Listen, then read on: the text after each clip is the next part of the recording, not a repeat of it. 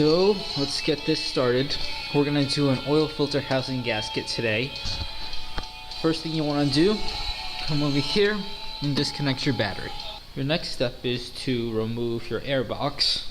What you do is you have 4 clips, 1, 2, 3, and 4. You take those, unclip that, and that's the top of your air box. Then you disconnect your MAF sensor and pull that out of the way. Then there are 2 more holders on the right side of the airbox, this thing and that thing. Just loosen it up, it slips out of the brackets right here. This is where we're going to be working in.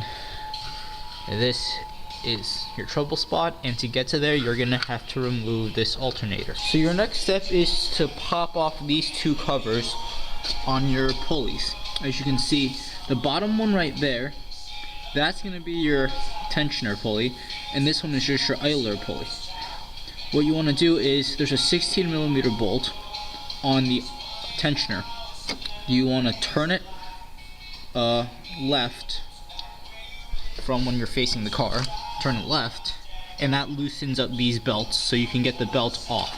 As you can see, the belt's off.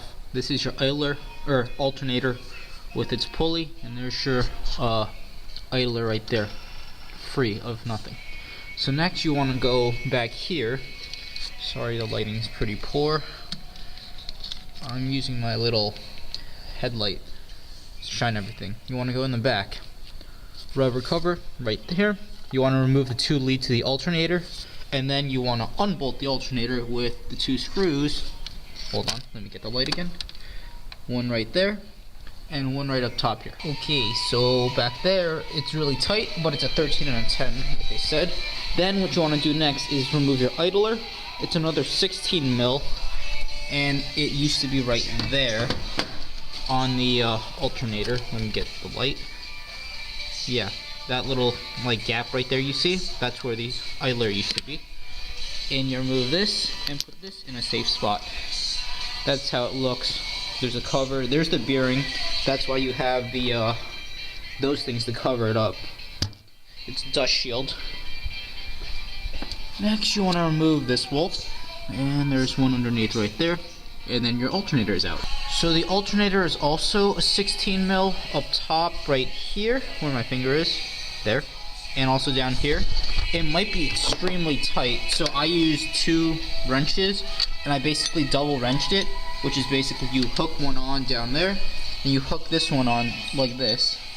I'll show you where you align it like this, and then now when you do it, you have a lot of leverage because you basically doubled up your wrench length. So that's how you get the alternator ones loose. It's very tight down there, so you can't really get a half-inch drive breaker bar. So the top alternator bolt, that won't have a problem coming out. That slides right out. But with the bottom one, you will find that it's going to hit your power steering reservoir. So what you have to do is remove the 2 bolts holding the reservoir and just tilt it out of the way, because once that happens, you can shimmy your bolt out. These 2 bolts holding on the reservoir are 10mm. So this is your alternator removed. Let's look at the back first. Those are the 13mm and the 10mm terminals that you have to take off. And then when you look at here, it's going to be a little tough to slip it off because it's a slip fitting on this and this. It's really tight. So what you do is take a little screwdriver and you pry along the edges here, and it just slips out. You don't want to be too rough because you don't want to break the housing, but you still have to use some force. When you reinstall, I'm guessing you have to take a little hammer and push these pins out a little, and when you reinstall, of course, this is going to tighten back down into a press fit. Your next step, once you have everything removed, is you're doing the housing, or the cradle, which is basically you remove your tensioner, which is this thing right here. It's what you use to take the belt off. Then there's 4 more bolts and a few more around here. That's what you want to take off. Everything, those 4 bolts up there And also there's going to be one way down here, if I can show it on film. That one right there. It's between your big pulleys and your idlers right there. Yep. That one's a pain to get to, and the only way I got to it was using a normal wrench. I could not use a ratchet. Once that's out, you pull it out, and you tie this cradle out of the way. This cradle, because your power steering pump right there is connected to it, so you really can't do anything else. So I've literally bungeed this whole cradle out of the way, and well, this is what you've been working towards the entire time. And as you can see, it's very wet. Just to show you how wet, I pulled out that last bolt. Yes, it is soaked in oil. So it's a good reason that that thing's been leaking, and it's been leaking for quite some time. So your first step right now is to clean it off. Then there are 6 bolts, two in the middle and then 2 on the bottom. Space is pretty tight, but you should be able to get into it just fine. Once that's done, I'll show you what the gasket and the insides look like. Of course, your next step is to remove the oil filter. I'm taking a little rag to soak it up. 6 bolts, they're 10 millimeters. They're actually easy to get to, and they're pretty easy to break loose. There's the oil pressure switch.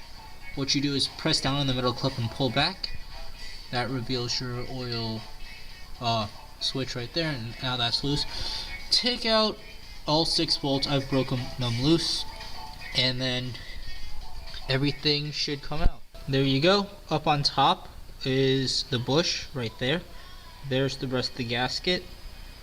You can see that I didn't lose much oil because the oil pan is below this oil filter, but you can clearly see that the bush is pretty filthy, and it just wasn't really sealing up well. Here's my oil filter. As you can see, this whole thing is just very dirty, especially around the bush. And when my gasket came out, it kind of flaked off into a million different pieces. So, well, this should be the end of this video. All you have to do is reassemble everything, which is the reverse of disassembly. Very easy, very straightforward. There's nothing special about it. So, thanks for watching, guys, and